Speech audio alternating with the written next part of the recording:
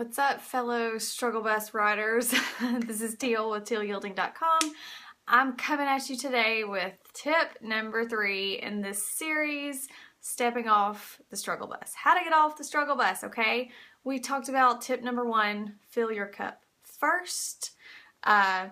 Tip number 2, I had to look at my notes. Tip number 2 was get organized, right? And not like get organized to perfection, but just do a few things to kind of make you feel a bit more put together.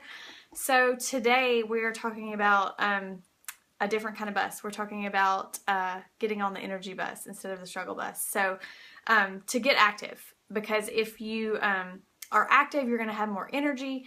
And so we go back to that early morning routine. If you can, find some time to get active during your day. For me, that's like the very first part of my day. I do typically 30 minutes or less because I know if I don't do it first thing in the morning, it will not happen. It will not happen. There's too much stuff going on. So that's when I try and fit that in my day.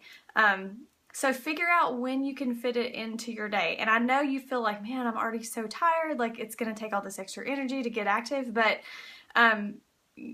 putting the energy out and getting active is going to in turn bring you more energy later. And it may not feel that way in the first few days, the first week, but create that habit and it will definitely happen. So that's one way to kind of get off the struggle bus and onto the energy bus. And number 2 for how to get on the energy bus instead of the struggle bus is we're talking about fueling your body. Your body is a machine. It is.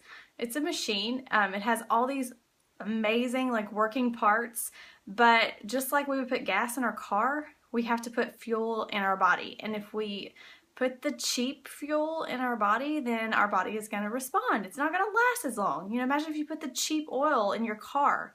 It's not going to work as well. So we want to treat our bodies like a Ferrari, right? Fuel it with the good stuff. And so, avoid the processed junk as much as possible. I don't expect anybody to be perfect because I'm not perfect.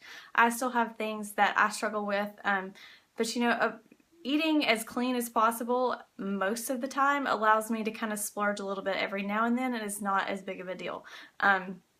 I try and eat a balance of things. I follow a meal plan that's pretty balanced. Yes, I do eat carbs. I have people ask me, do I cut out all carbs? Nope, I eat carbs. But I don't, I'm careful. And so I've learned, about moderation and balance, and I've learned what my pitfalls are. So think about what your pitfalls are. If you know where you're likely to fall off track in this area, be on the lookout for that. For me, it is Dr. Pepper and eating out. Sometimes that's hard for me to make a good decision eating out, but if you plan for it and you think about it ahead of time, it's a little bit easier to keep that in mind and make those good decisions. I like to say I follow the 80-20 rule, 80% clean whole foods, and the other 20 I can kind of slack off a little bit. Do what works best for you, but just remember that when you're fueling your body, put the good stuff in there because then it's going to perform better, you're going to feel better, and it'll help you feel better and get on the energy bus instead of the struggle bus. Number 3, get some rest, right? I know easier said than done. Moms, it's laughable for somebody to tell you, you need to get some rest. Sleep when the baby sleeps, right? But get the rest where you can. If you're home with your kids, squeak in a power nap. If you need to, I'm notorious. My husband laughs at me, but I'm notorious for setting a timer on my phone for 20 minutes and just knocking out a power nap if I need it because sometimes we just need it. I'm not the best at being sure I go to bed early. So do what you can, get some rest because it's going to make you feel better. It's going to give you energy throughout the day. So one more thing, just remember it's about progress, not perfection. You don't have to be perfect. Just focus on creating the habit. If you can't think about doing something for a month, do it for a week. Say, I'm going to commit to changing this for 1 week and see how you feel. And once you get 1 week behind you, you can do 2, you can do 3, and just move on from there. So, baby steps. Don't get so overwhelmed thinking about all the things that have to be done, all the things, that you want to do, and, you want to be active, you want to eat better, all that. Just small baby steps. You don't have to be perfect. We're just trying to get you headed in the right direction and get you off that struggle bus.